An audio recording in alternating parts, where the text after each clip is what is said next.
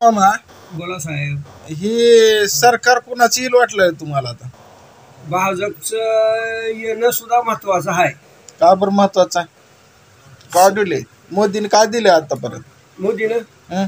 अहो मोठे मोठे म्हणणारे वरच्या पवच्या लेवल मधले असलेले माणसं हं. ही सुद्धा कोपण फुकट मोदीनं दिल्या पाहिजे. सगळ्याला गरीब बी जगू लागले मोठ्याला बी जगू लागले. मोदी ह्यांना नग म्हणणं कशासाठी आहे? हं. हा? आणि भरपूर जण म्हणले महागाई वाढली आहे. महागाई नाही वाढली. हं. नाही वाटायला. नाही वाढायला. तर गॅस एवढं मोठा वाढलाय, पेट्रोल 100च्या वर गेले. मग आत्ताच्या 50 वर्षामध्ये ह्यांनी काय केले तर आतापर्यंत हं. ह्यांचे फायदेच करून घेत गेले तर जनतेचे फायदे केले नाही तर आपला देश स्वतंत्र राहण्यासाठी केले नाही तर हं. हा मग भाजपा आल्यापासून सगळं चांगलं झालेलं. चांगलं झाले. चांगलं झालं. चांगलं झाले. का? गेल्या आता ह्या 70-80 वर्षामध्ये ह्यांनी काय केलं तर हं. भांडणं लावत गेलेत. अतिरेकी कुठं आहेत आता? हं. हा ओके. ह्यांच्या सत्तेमध्ये काय होतं? हं. हा हं. इथं अतिरेकी आले, तिथं अतिरेकी आले, तिथं बॉम्ब टाकले. कळवण ह्यांनी लावित होते आणि देशाचं वाटोळ करीत होते. हां. हा ओके. मग आता हे मोदी आल्यापासून अतिरेकी वगैरे नाहीत म्हणणार कुठं का? आहेत? हं. कुठं आहेत? हमले कमी झाली. हा हं. मग देश आता विकासाच्या मार्गाने चाललाय का? चालाय. हं. काय योजना दिला मोदीनं? अहो आता गरीबाला समजा जी बाया स्त्री आहेत हं. त्यांना तिकीट मोफत केलं. हं. हा हां. जी म्हातारा माणूस आहे त्याला काही चालता फिरता येत नाही. हां. त्याला ते 2000 रुपये चोरावाला खाऊ दिला गेले की हां. तेच तिच्या खात्यावर त्या गरीबाच्या पडले. बर. हा ह्यांनी काय करत होते? हं. हा म्हाताऱ्याला तिकीट बी आहे वाटतं की? माप आहे. माफ आहे का? हा कुठे बी फिरा. कुठं फिरा. कुठं फिरलो मग? हा मी फिरलो नाही बघा. माझ्या काही परिस्थितीनं मी जायला नाही. हां. हो हां. माझंच एवढं भागवा वगैरे म्हणून आपल्या ह्याच्यामध्ये हवा आपण मग पुन्हा एकदा मोदी सरकारच येईल का? येतंय. येते. येतंय. महाराष्ट्रात कसं होईल? हा महाराष्ट्रात महाराष्ट्रात सुद्धा येतंय. हो देशात बी येते. देशात बी येतंय. हं. मोदी शिवाय बरं एवढं माझं म्हणणं आहे. हं. ही जी आता ही मध्ये पक्षाची जी कार्यकर्ते जी घेतलेली आहेत हं. लीडर राहू वरचे राहू काय बी ही मधले जी आहेत अशी हं. ह्यांच्यात बदल करायला पाहिजे. मोदी साहेबांना सुद्धा हं. काय करायला पाहिजे? काय? यांनी कोटीवर पैसे देऊ लागलेत हं. आणि ही मधले 4 घराकडे नेऊन खावल्यात. ही करायला नाही पाहिजे. ज्याचा लाभ त्याला द्यायला पाहिजे.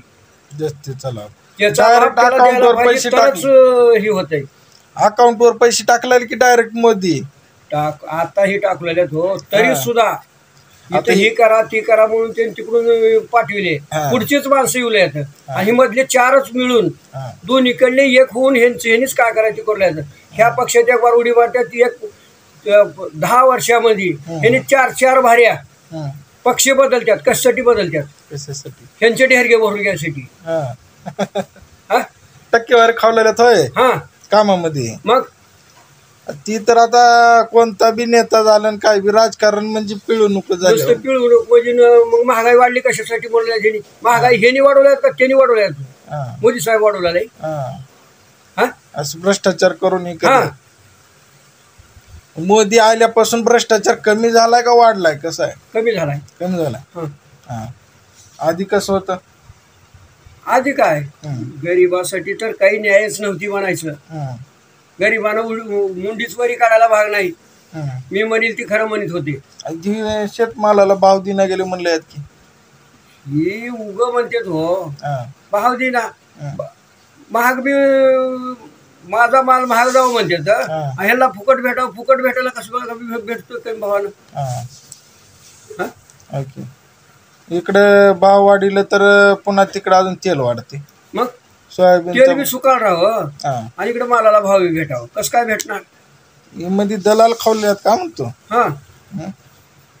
मग ही मधली शेतकऱ्याचा फायदा नाही काही. शेतकऱ्याचा फायदा होऊ दे नाही गेल्या तर व्यापारी लोक. होतोय फायदा. हा हं. व्यापारी सुद्धा काय करतात? एकूण एकाच्या हातात आडत्यापासून हात घालवल्यात. ह्यांचं लेवल राहतंय. शेतकऱ्यानं सुद्धा त्याचा माल 1200 म्हणजे 4000 5,000 गेला तर ह्यानी काय करते तर खरीददार एक राहतात. ह्या भावानंच तुमचा माल झाला डॅमेज झालेला आहे, ह्याला भाव कमी लागला म्हणते तर तिकडून 1000-2000 रुपये ह्यांची एक्स्ट्रा खरीददाराकडून सुद्धा अडत्याची सुद्धा आहेत. ती झालं. पण शेतकऱ्याकडे माल असला की भाव पडलेला असते हा आणि व्यापाराकडे गेला की भाव चढलेला असतो. चढलेला असते. ही आता दलाल 3,500-4 हजारला सोयाबीनची बॅग भेटलेली आहे. हा. हो हम्म. आणि 4,000 सोयाबीन जाते. हम्म. म्हणजे 30 किलो माल हम्म. 4,500-4,000ला जातोय हम्म. आणि 1 क्विंटल शेतकऱ्याचा माल 4,000ला जातो. हम्म. म्हणजे कोण व्यापारी हम्म. आणि हीच फायद्यात आहे. हम्म. शेतकरी घाट्यात आहे. आणि मग घाटा हुलाला म्हणते ते ह्यानीच म्हणते, ह्यांच्या हिशोबानं म्हणते. मग शेतकरी का बरं प्रगत होत नाही? शेतकऱ्याने बी बनवून विकावं 30-30 किलोचा. बी बनवून विकायला ह्यांच्याकडं म्हणजे यंत्रणा होत नाही सगळी सोय ह्यांच्या परिस्थितीने. ह्यांनी काय काय करायचं? हम्म. मोदी सरकारच बरं आहे म्हणा की. मोदी सरकार माझ्या तर म्हणण्यानं बरं आहे बघा. आम्ही जवळजवळ आमच्या 72 वर्ष वयाला हम्म. काँग्रेसी पक्ष मला तर माहीतच नाही. हम्म. माहित नाही. विरोधी आहो. हम्म. हो बरं बरं. मनाराव गोमारे विलासराव साहेबाचा जोडीदार हम्म. कवेकर साहेबाला हम्म. लातूर मतदारसंघामध्ये निवडून आम्ही आणला. हम्म. हो बरं. तरी कवेकर साहेब जनतेला फसविले. हम्म. हो हम्म. विलासरावनं काही मनाने त्यांच्या पक्षाकडे वळल्यामुळे गेले. एवढी जनता हम्म. नुकसानीत गेली. हम्म. कवेकर साहेब काय का होत नाही करतील गडे म्हणलं तर किल्ली तर हम्म. बरं.